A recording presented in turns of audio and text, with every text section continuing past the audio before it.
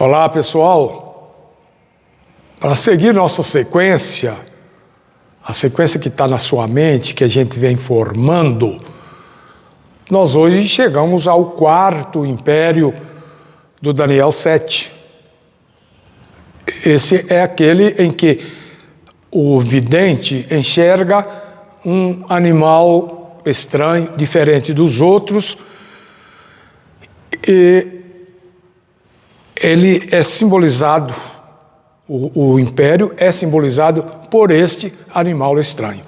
Então, vamos pondo nossas considerações para a gente entender que há um propósito na história. O quarto império, ele começa a ser diferente dos outros até pela sua fundação.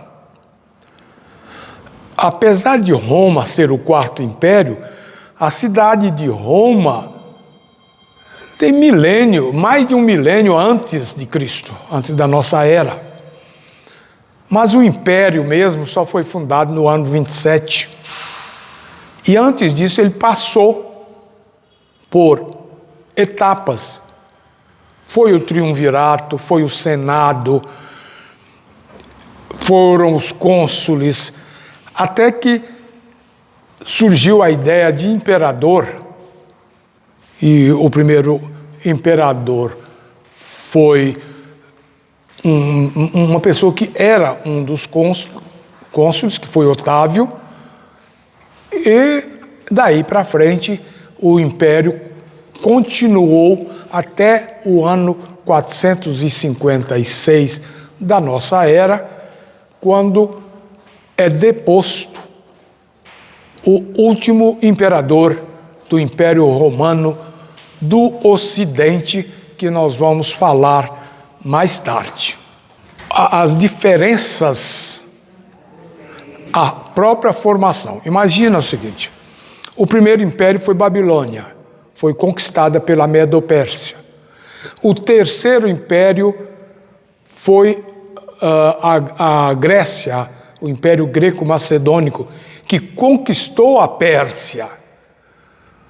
Mas o Império Greco-Macedônico, ele, como um monolito, ele caiu no ano 323 a.C., com a morte de Alexandre. E o império foi dividido por 4 generais e não manteve o monopólio do poder. Então, foram impérios sucessivos. Como esses generais não mantiveram o poder unificado, Roma não conquistou o Império Grego. Então, a grande diferença dela já está por aí.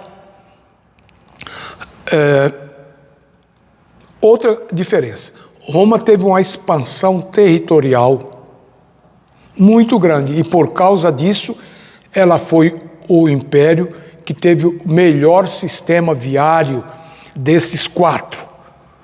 Então, são coisas que mostram como é um império diferente. O poder econômico de Roma era muito grande. Por outro lado, ele tinha o defeito, em termos de direitos humanos, de ser mantido pela escravatura. E quando a escravatura começou a diminuir, começou a cair o poder do Império Romano, pois era uma vasta mão de obra sem custo. Ninguém estava acostumado a administrar apenas impostos e tributos. Em relação à história sagrada, os impérios anteriores, todos tiveram sim algum relacionamento. Nabucodonosor, por exemplo, reconheceu que o Deus de Daniel era de fato o Deus que controlava os impérios. Dario, que fazia parte do consórcio Média e Persa, admitiu, escreveu para as províncias para respeitarem o Deus daqueles 3 hebreus que foram lançados na fornalha. Então, eles tinham uma relação de respeito, sim. Entretanto, eles não se converteram à religião de Daniel, ou pelo menos não professaram essa religião. Eles se mantiveram nas suas religiões de base. Com o Império Romano, aconteceu uma coisa. Houve aquilo que, com muita tristeza, eu vou usar um pejorativo. Houve uma barganha, uma negociata imoral, em que, por ver o cristianismo crescer e esmagar o império, nos dias de Domiciano, por exemplo, o império não foi capaz de coibir o crescimento do império, do cristianismo. O império não foi capaz de segurar o cristianismo. Então, o império acaba se capitulando, e de uma forma vergonhosa, que foi uma conversão, que eu não quero chamar de conversão, apesar de Constantino exibir uma cruz na frente dos seus exércitos e dizer de um sonho que ele teria tido. A verdade é que houve uma barganha em que o cristianismo, em troca da cessação da tormenta, da perseguição, do martírio, em troca das tribulações pelas quais passou, ele absorveu valores do paganismo que imperava em Roma. Chegou um ponto do bispo de Roma estar tão envolvido com o poder político que ele foi declarado autoridade sobre todas as igrejas, como o era o Estado. E, na verdade, o imperador mandava mais na igreja do que o bispo, a tal ponto de criarem o termo, o cesaropapismo. Quer dizer, o César era também o Papa, e o Papa era um subordinado a ele.